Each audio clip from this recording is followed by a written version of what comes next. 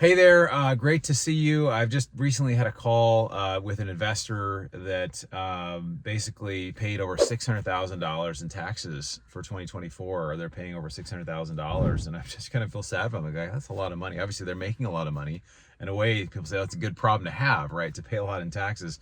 But there are three killers that really can kill your wealth, and they're inflation, their taxes, and their fees. I'm going to get into each one. I'm going to get into how you can position yourself in investments that actually give you an unfair advantage. So I actually know real estate investors that pay almost no taxes, right? So let's talk about that one first. Let's talk about taxes. This is typically, for most people, the number one expense they have. If you're a high earner, I worked with a couple of physicians that made over $2 million a year.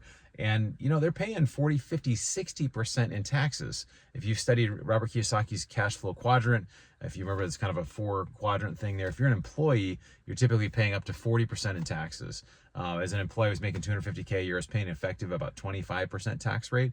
And since I left and became a real estate professional, I am paying 1%, right? It would be zero, but I live in California, and California has to get their chunk of change there, right? And so, but if you're a high-paid self-employed, which is what physicians and a lot of attorneys and things are, you're paying close to 60%, right? You're paying usually 40% for the federal at the highest tier. Plus you have state taxes. If you live in California, other states, you're paying 10, 12, 13%. I think the highest is 14% now in California. And then you're also paying the self-employment tax. So it really is about 60%, which is crazy, right? Why would you do that? So reducing taxes is so important. We get in a strategy to do that. Inflation is a huge killer too. Inflation is ridiculous. If you don't have a plan for inflation and you're just putting money in the bank, you're saving money, which saving is good, but savers are losers. Again, not that you're a loser if you don't have bright prospects, but you're losing money every single month, every single year. And this is why everything now, the purchasing power.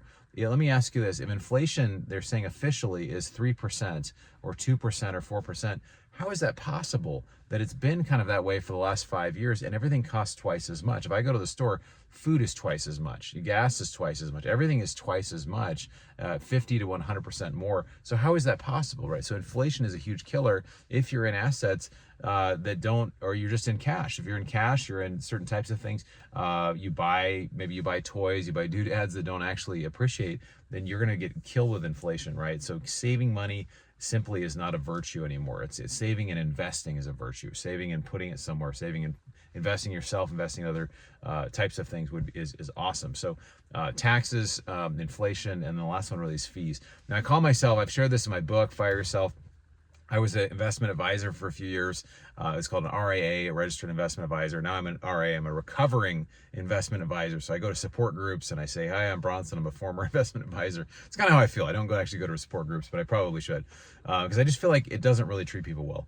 Tony Robbins shared a book, Money Master the Game. It said that the actual fees, when you, not just the 1.2% it advertises, but these hidden fees, they do not legally have to disclose. How is that possible? They don't have to legally disclose fees.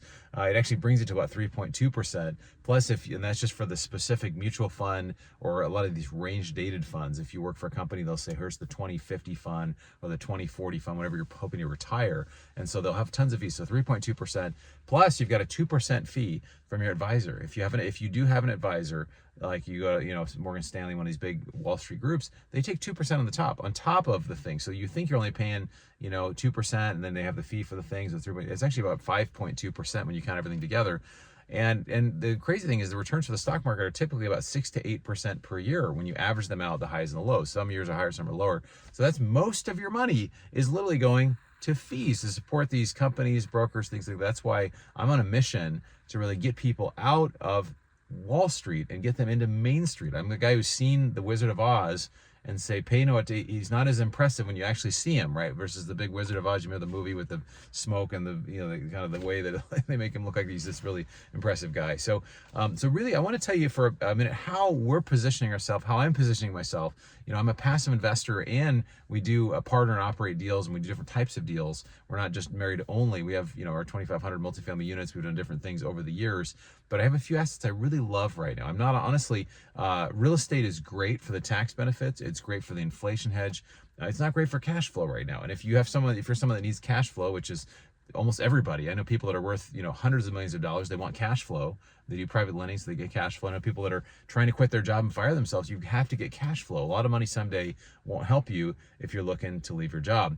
So what helps you to do that is things like oil and gas and private businesses. There's also debt funds on the real estate side where you become the bank. So we offer all those things. We have all those things available. If you haven't joined our investment club, you can check it out. The link below. Go to our website, brownsideequity.com. Hit the join button. We'll start a relationship with you.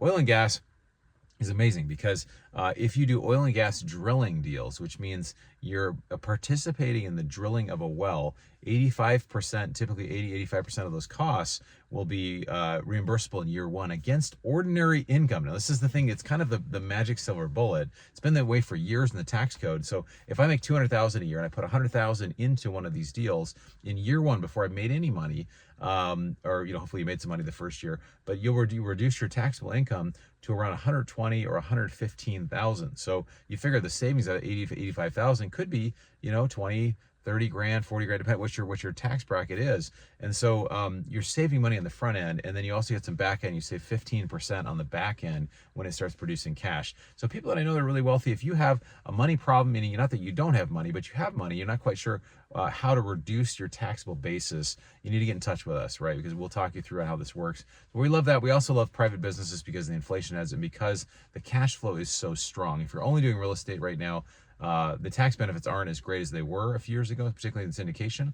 And then also the cash flow is not as good. So we will do every asset as it makes sense. We're loving right now oil and gas, anything related to oil and gas for a lot of reasons. I can get into that in another video.